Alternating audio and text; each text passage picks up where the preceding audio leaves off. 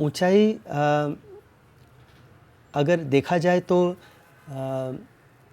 जितनी मैंने बनाई सबसे चैलेंजिंग फिल्म होगी, फिज़िकली ऑल्सो। एक तरह से एक किस्म की ऊंचाई की तरफ मेरी भी एक स्टेप है ये आगे। लोग जो कहते हैं वो कहते हैं एकदम डिफरेंट फिल्म है जो मैंने बनाई है, हालांकि पारिवारिक फिल्म है, लेकिन हाँ एक कंफर्ट जोन से निकल के मैंने बनाई है। एक ओरिजिनली मैं ये फिल्म बनाने वाला नहीं था, ये तो 2016 में एक राइटर आए जिन्होंने मुझे एक कहानी सुनाई कॉल्ड डेथ, जिसके अंदर 4 फ्रेंड्स हैं 65 प्लस, और एक फ्रेंड की मृत्यु हो जाती है और बाकी 3 फ्रेंड्स हंसते खेलते लौटते पोटते उन्होंने लिखा था एवरेस्ट बेस कैंप का ट्रैक करते हैं उस दोस्त के लिए, और वहाँ जाके उन्हें एहसास होता है कि वो कितने ज़िंदा हैं। तो मुझे लगा कि ये 65 प्लस को कहाँ लेके जा रहे, मुझे तो ये भी नहीं मालूम था कि कोई एवरेस्ट बेस कैंप क्या चीज़ होती है। पता चला 17,000 फीट। तो फिर पता चल नहीं लोग जाते हैं, एल्डरली लोग भी जाते हैं। तो फिर ये कहानी मैंने कहा अच्छा, फिर मैं सोचता रहा कि अलग अलग डायरेक्टर कोई और दूंगा, क्योंकि मेरा तो स्टाइल ही अलग है। कभी परिवार से निकले, कभी आउटडोर, मतलब एवरेस्ट वगैरह तो छोड़ के मैं तो कभी ऊटी किया, राजस्थान किया है, गुजरात किया, और वो भी 5 स्टार शूट करके अच्छे मंदिरों में करके वापस। तो फिर मैं ढूंढता रहा डायरेक्टर। फिर जब पेंडेमिक आया तो मैं अलग अलग अपने लिए लिख रहा था, तब ये सब्जेक्ट मेरे से छूटा नहीं, क्योंकि उस समय ना रिच ना पुअर ना गुड लुकिंग, कुछ नहीं, सिर्फ जिसके पास करेज है वो हीरो था। एंड ये करेज की कहानी थी। तो मुझे लगा कि हर एक इंसान चैलेंज फेस कर रहा है, तो एक चैलेंज की कहानी बनानी है। तो फिर ये कहानी छूटी नहीं मुझसे। करीब 3-4 महीने में ये अभिषेक दीक्षित के साथ बैठ के जूम पे स्क्रिप्ट भी बन गई, बनना होता है तो बनती चीज़ें। और फिर सबसे बड़ा ये था कि बच्चन सर के बिना ये बन ही नहीं सकती थी, क्योंकि करेज की अगर कोई मिसाल है तो बच्चन सर, वो भी कोविड के दौरान, और फुल रोल है उनका। नॉर्मली वो 20-22 दिन करते हैं, इसमें तो प्रॉपर 80 डेज़ चाहिए थे उनके। तो फिर मैंने मैसेज दिया, वो केबीसी कर रहे थे, फिर स्क्रिप्ट भेजी, सिनॉप्सिस भेजी, फिर आधे घंटे का जूम कॉल मौका मिला। मैं जानता हूँ कितना नर्वस था मैं, क्योंकि it's not easy Bachchan sir को सब्जेक्ट सुनाना।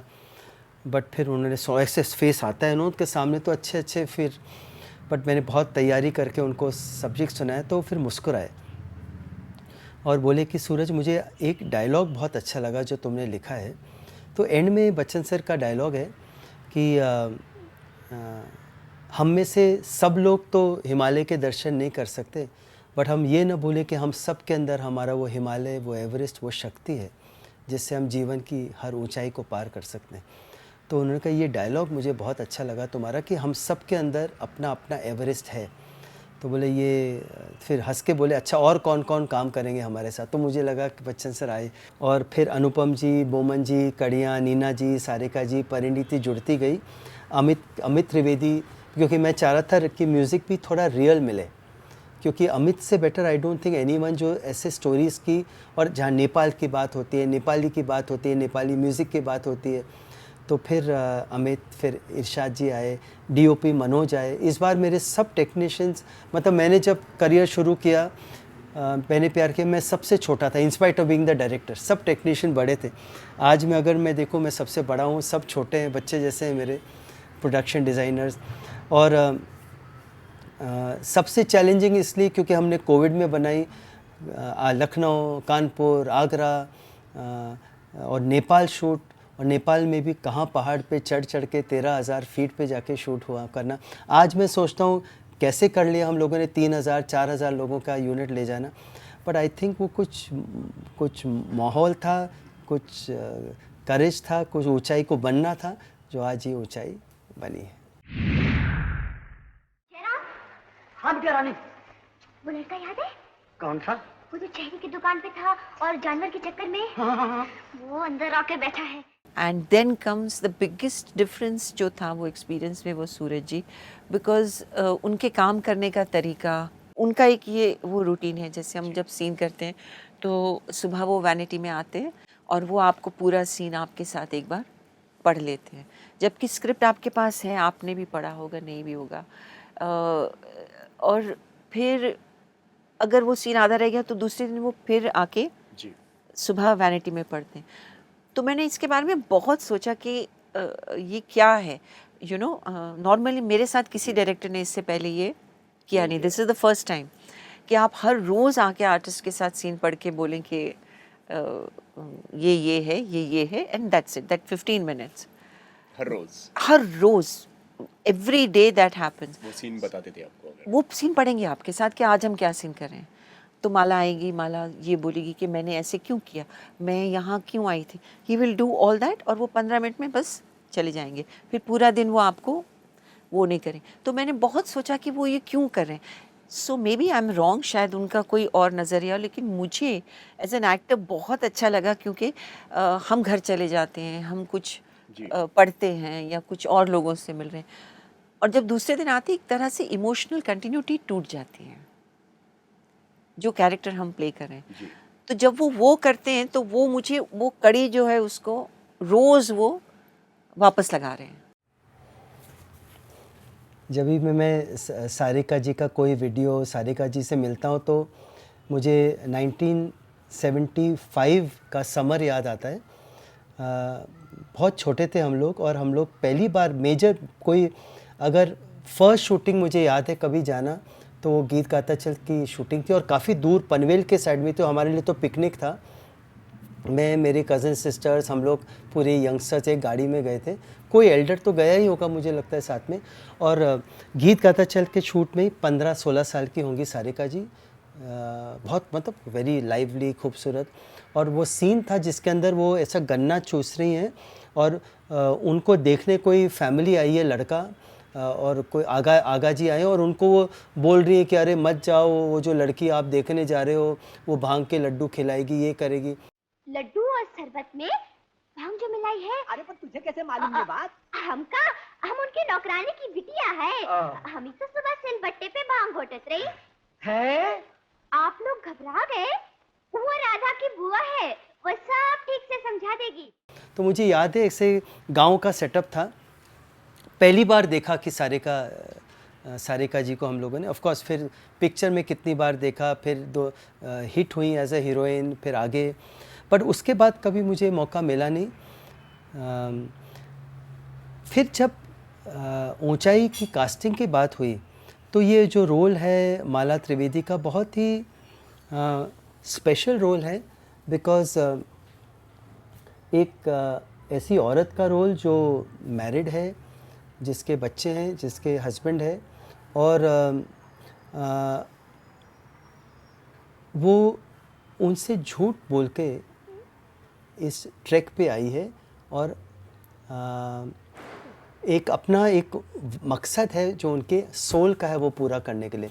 तो कोई अपने परिवार, अपने प्यारे से परिवार से झूठ बोलकर क्यों कोई जाएगा, तो उसके लिए कितना अंदर एक भावना होनी चाहिए।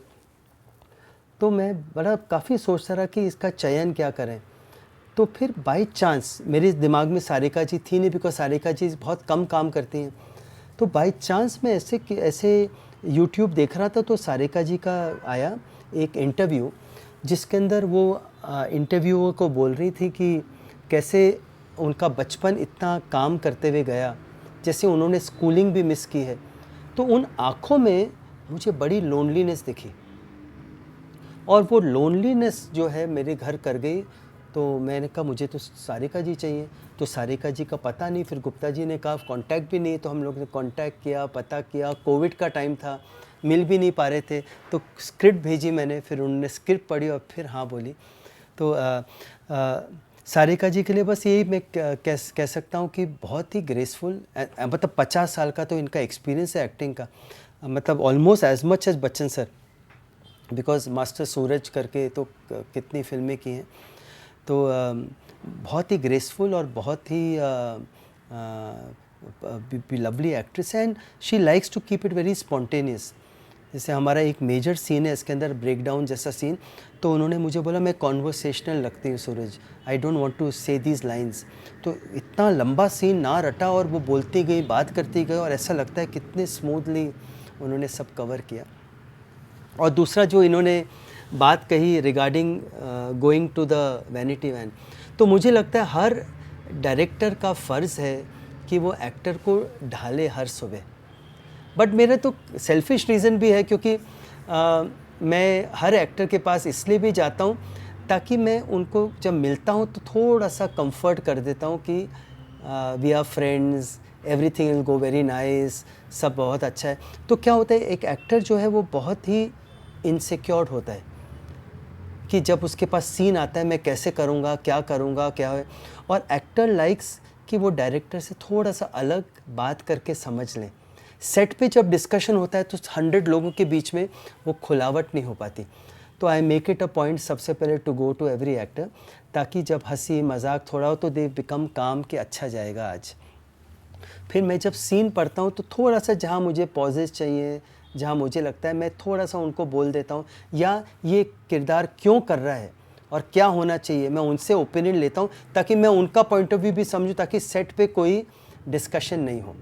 तो I always like to go for that 15-20 minutes discuss. और काफ़ी बार तो इधर उधर की भी बातें होती हैं, बट सबसे इम्पॉर्टेंट होता है एक्टर काम होता है, रिलैक्स्ड होता है और वो जानता है कि आज दिन अच्छा जाएगा। नहीं तो हमेशा एक्टर रहता है सेट पे, आप इम्पोर्टेंस नहीं दे सकते एक आर्टिस्ट को जो तैयार होके आया है।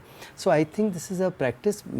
पता नहीं मेरे को कहाँ से किसी ने ज्ञान ही दिया होगा, बट मैंने जब जब ये फॉलो किया है बहुत कूल और बहुत अच्छा काम हुआ है उस दिन।